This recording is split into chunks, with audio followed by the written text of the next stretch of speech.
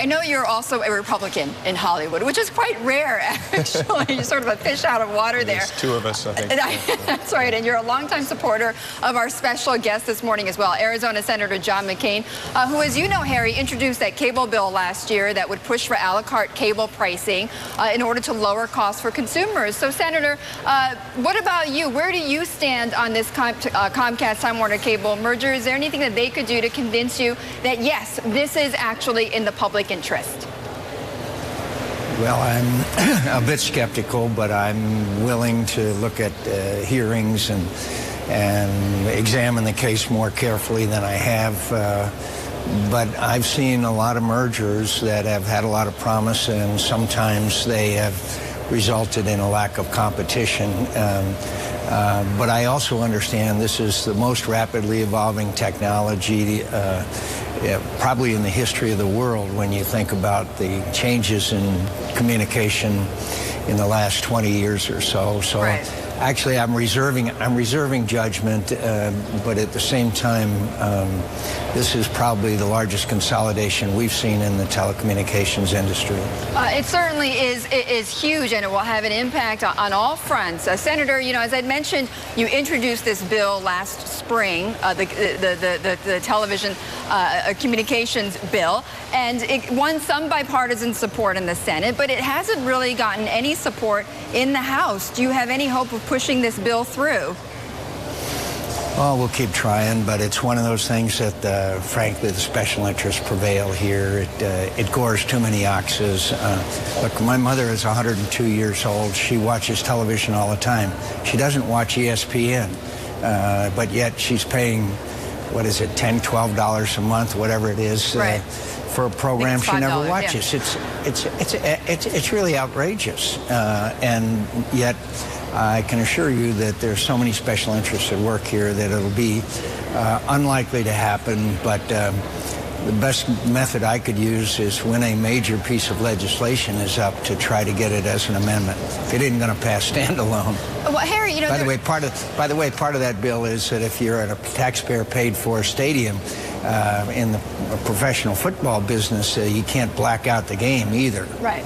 Because you're using tax dollars. But Harry, you know, there's always been this talk about a la carte pricing, right? And it seems like there's a little bit of momentum, and then it dies. The promise of it just dies. Why is that? What's happening? Is there going to be a break at some point?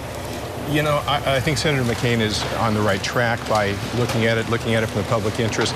I think it's going to be hard. He mentions the special interest, and there's a lot going on. And the major media companies, all of their value, 80% of their value is in their cable networks.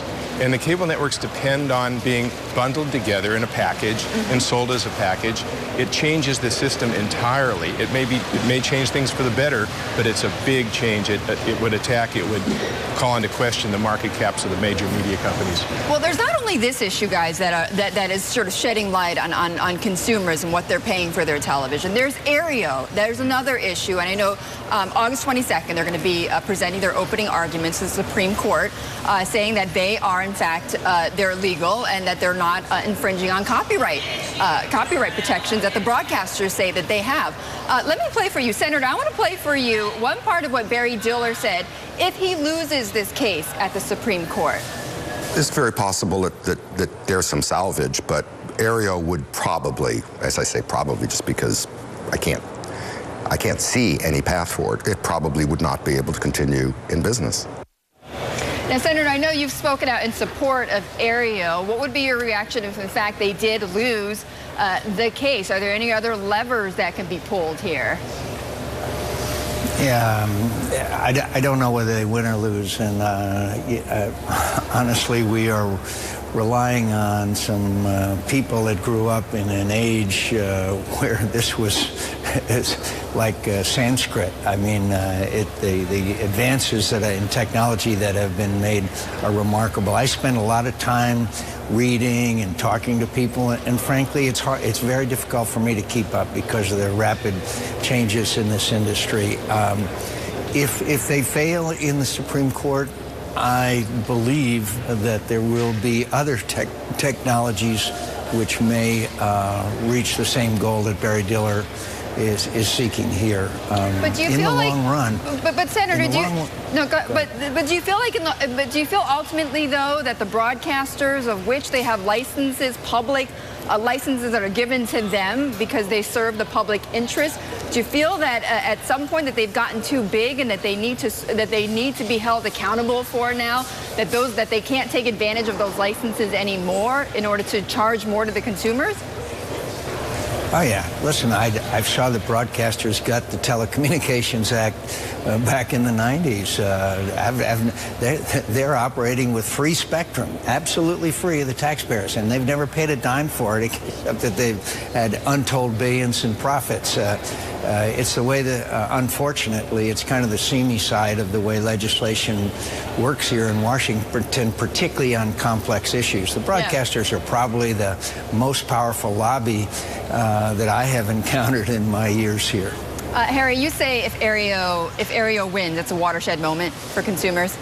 Yeah, I mean, I think Barry Dillon's probably right, and I've never seen him look quite so nervous about anything. And so he's obviously very concerned. I think I doubt his lawyers were happy to hear a comment like that. Yeah, well, he's certainly raising the stakes by saying they're dead if it doesn't work. Yeah. And I tend to agree with that. The watershed moment might be, I'm thinking ahead, if the Supreme Court says it's all legal. Are they saying to people, in considering how much coverage it's going to get, are they saying to people, gee, maybe cord cutting is a good idea? Maybe, you know, the Supreme Court says it's legal. We can get the broadcast networks without having to pay our cable operator. Let's find some other things. The watershed this could be the beginning of a move toward cord cutting, and that'll create a whole different discussion. Again, a promise of cord cutting, but hasn't really transpired. Senator McCain, before I leave you, I want to just switch gears for a moment, a hard turn to what happened between you and Secretary of State John Kerry yesterday at the Senate hearing, where you pressed him on the White House foreign policy agenda. I want to play for our viewers who might have missed this exchange. Let me play for them quickly what was said yesterday.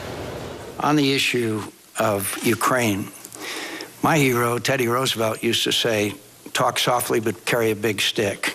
What you're doing is talking strongly and carrying a very small stick. In fact, a twig. I guess it's pretty easy to lob those judgments around, but particularly well before the verdict is in on any of them. Senator, what was behind that? What would you like Secretary Kerry to do? Well, to start with, give them some defensive weapons. Their country has been dismembered. There's threats on their border. There's Putin is fomenting unrest in the eastern cities. They can't defend themselves. They didn't fight in Crimea and probably did the right thing by not fighting there. If Russia moves into eastern Ukraine, they will fight, and they should fight. And we won't even give them defensive weapons. Look at these actual sanctions that have been enacted on Russia. As they're minuscule. They're minuscule, and by the way, they won't get any worse because the Europeans will not do anything more stringent because of the energy situation. But Senator, is the U.S. prepared to spend the billions, not to mention military personnel, to rebuild Ukraine? All they're asking for is some defensive weapons. We don't have to do that. I certainly would.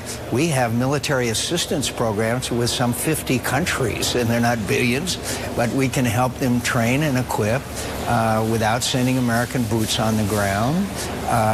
They're pretty sophisticated people. Some of them are pretty well trained already.